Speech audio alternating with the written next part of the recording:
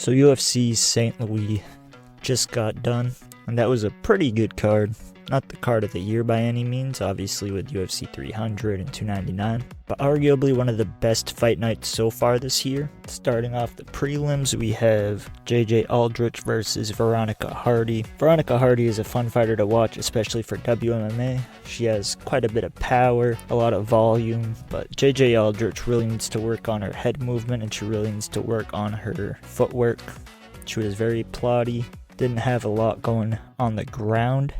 But Veronica Hardy got the unanimous decision for a reason. She was the much better fighter this night. Next up, we have Charles Johnson versus Jake Hadley. This was a pretty good fight as well. Not the best. Charles Johnson pretty much picked Jake Hadley apart. Didn't really go for any takedowns, which was surprising. I thought that he was going to go for those a little bit more, but he really picked him apart on the feet. And when Jake Hadley went for the takedowns, it really wasn't competitive. Charles Johnson had way more energy, a great corner, and he stuffed all 10 takedown attempts from Hadley, which is huge. Yeah, he won by unanimous decision. And next up, we have the first fun fight on the card, which was Billy Goff versus Trey Waters. Trey Waters ended up winning by unanimous decision, but Billy Goff is as tough as they come. He is willing to push the gas tank and kill until it cannot go any farther. And his chin is phenomenal. He was getting pieced up all night, but he just kept charging forward, kept sticking to the game plan, and he's a very fun fighter to watch. And if you haven't watched Billy Ray Goff's fights before, most of his fights are like this. He does need to work on his chain wrestling and his head movement though. Every time he was charging forward, he just had his head on the center line. And yeah,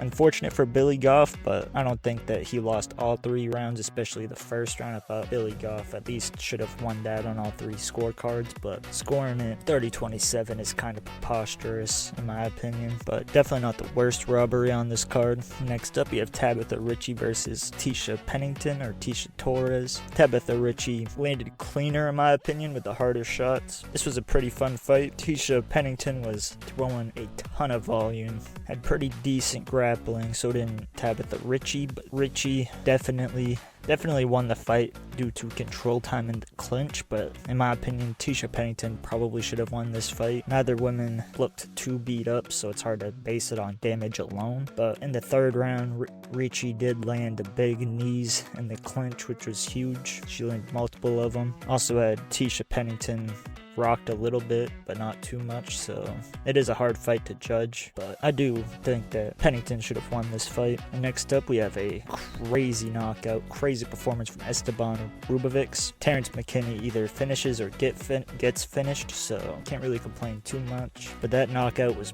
brutal. Esteban Rubovic really showed out tonight, really impressed me personally. I wasn't too familiar with him, but I am now. I'm very much looking forward to his next fight. Terrence McKinney came out the gates swinging heavy, so did Esteban, but Esteban landed that huge high kick and it was lights out immediately. And I'm glad he didn't really show any follow-up shots because Terrence was out, wasn't defending himself. He was just laying up against the cage, just completely dazed and confused, and really tough to see. But Terrence McKinney is still a fun fighter. It's knock out or get knocked out with him, so can't complain too much. Next up, we have Chase Hooper versus Slaviklaus Borashev. Crazy performance, a complete masterclass from Chase Hooper. He was smacking around Slaviklaus like he just saw him bully a fellow nerd and shove him into a locker, and then Chase Hooper came up, dropped him with a crazy overhand. Then it was worlds apart. He showed levels to the grappling against Slaviklaus. I got this pick wrong, but Chase Hooper could be a legitimate contender, especially in the next 2 or 3 years. He's only 24 years old, so he has an entire career ahead of him, especially once he fills out his frame a little bit more, grows into his grown man body. And yeah, Chase the Dream Hooper is definitely a guy you need to watch and put on your must-see TV list. Slaviklaus had that crazy knot growing on top of his head. People say he didn't tap, but you don't need to tap more than one time. You can tap once and it still counts as tapping, so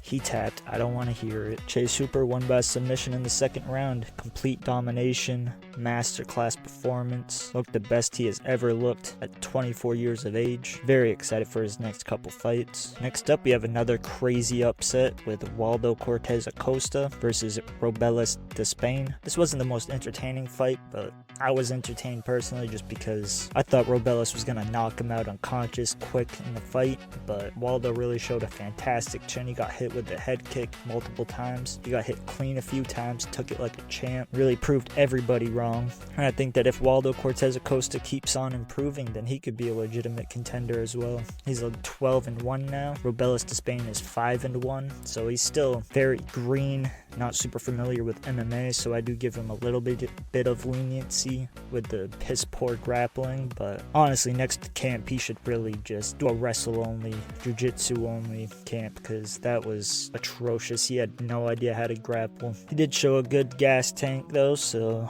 it wasn't all bad, but Waldo Cortes-Acosta really showed up and showed out in this fight as well. And next up, we have a blatant robbery in my opinion. Alex Caceres versus Sean Woodson. Give me a follow on X. I post quite a bit on there, but it's only on fight nights and pay-per-view events. Next up, Alex Caceres won round 2 and 3. Round 2 was kind of a toss-up, so I wouldn't really call it a robbery. It was a razor close fight, but the judges really need to start explaining themselves, because whoever scored it 30-27 for Woodson is blind. They don't know what they're watching, and that was one of the worst scorecards I've ever seen. But the only real downside to this fight was it didn't really feel like anybody was close to being knocked out. Nobody was hurt too bad, but you gotta love watching Alex Caceres fight with that kung fu style. Very fun to watch. A lot of spinning stuff, a lot of jumping stuff. Like at one point in the second or the third round, he threw a spinning body kick and then immediately threw a jumping switch kick, which is crazy. You don't see that too much. Along with fantastic footwork, fantastic head movement. I thought he was going to have a really hard time dealing with the length of Sean Woodson, which he did have a problem in the first round, but he figured it out rather quick at the end of the first, and the second and the third round was all Alex Caceres in my opinion. So like I said, this fight was honestly a robbery, but again, it's hard for me to call it a robbery, but just because it was a super close fight. Round 2 was kind of a toss-up, so I'm gonna have to sleep on that one. Next up, we have another insane upset with Diego Ferreira versus Mateus Rabisti Rebecki. I thought Rebecki was going to run through him, which he did drop him really bad in that first round, but Diego Ferreira showed everybody why he's a veteran, why he's been in the UFC for so long, and he really put on a clinic in the second and third round against Rebecki. I honestly think the fight should have been stopped in that third round before it did get stopped by TKO. Rebecki's eyes were pretty much swollen shut, both of them. I wouldn't be surprised if he has a broken orbital bone. He had a cut at the bottom of his eye and on top of his eyelid, or right underneath his eyebrows. So he looked brutal. He looked like he was allergic to shellfish, as Brennan Schaub says. But very impressive performance from Diego Ferreira. I don't feel like he's gotten his flowers, which I haven't really given him his flowers up until now, but I am excited to see how far he can go before he ends up retiring in the next year or two. He is in his late 30s, so he doesn't have a whole lot left, but he showed tonight that he could be a problem for pretty much anybody. Next up, we have another phenomenal performance, quick stoppage with Alonzo Menefield versus Carlos Alberg. Alonzo Menefield instantly regretted his game plan. He sprinted in there looking for the early knockout, but ended up getting knocked out in 12 seconds, which is crazy. Carlos Alberg has that crazy left hook. He finishes a lot of people with it. And Alonzo Menefield ran right into getting knocked out. Carlos Alberg continues this crazy win streak, and I think he did kind of steal a little bit of the spotlight, especially considering everybody thinks of Israel Adesanya when they see Carlos Alberg, but now it's Alberg's really making a name for himself. And you gotta respect Izzy for putting his boys on the mat, or at least trying his best to. He put Blood Diamond on the mat, put Carlos Alberg on the mat, as well as vouched for Volkanovski well before he was a fan favorite. So like I said, that's one thing that I do respect Israel Adesanya for. But Dana had to give out more than the normal amount of bonuses for this card, because a lot of these finishes were absolutely crazy. Next up, we have another insane upset against one of my least favorite fighters at this point, Jaquan Buckley. Phenomenal fighter, fun fighter, kind of cringy personality, but at least he's trying, Terrible call out as well. You're not getting the McGregor fight, Buckley.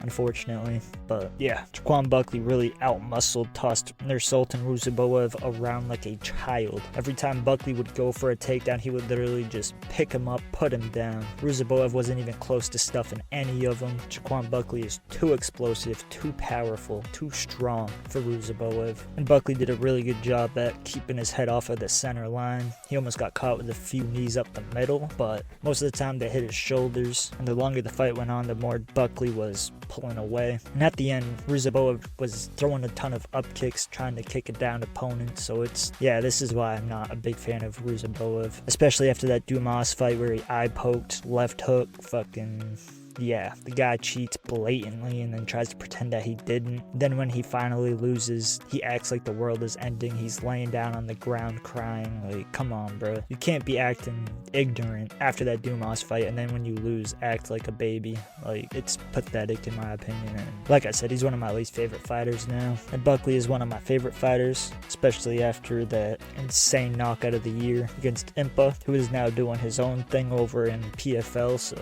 definitely go check him out over there. He's beasting, really making a name for himself outside of the UFC. And next up, we have another fun fighter, a very fun performance as well. Derek Lewis versus Nascimento. Derek Lewis showed that 39 years old don't mean nothing with the Black Beast. He's over here munching down Popeyes. Now he's doing this diet stuff, which is crazy. I heard he went for a jog for the first time, which is good. And Derek Lewis is over here throwing combinations. He's pushing the pace, going for takedowns, pushing people up against the fence, throwing high kicks more than once. So yeah, Derek Lewis is in his prime now. Maybe not age-wise, but physically he is definitely in the best shape that we've seen him in outside of his boxing career. And yeah, Derek Lewis ended up catching that hook, landed clean, dropped Nascimento bad, ended up landing a few follow-up shots, and it was night-night Irene. Very impressive performance from Derek Lewis. He also took his shorts off, as usual. This time, he took his cup out, almost showed the camera his piece, which is crazy. Threw his cup at the media. The media looked absolutely disgusted when the camera panned to him. To be fair, he didn't have to grab it, but you know, it's Derek Lewis, he might as well. But that's not all. Derek Lewis mooned the St. Louis crowd. And yeah, Derek Lewis is a Ferrari on the way. Like, he doesn't care about that money. You can fine him $500K, he's gonna just laugh it off, not give a shit,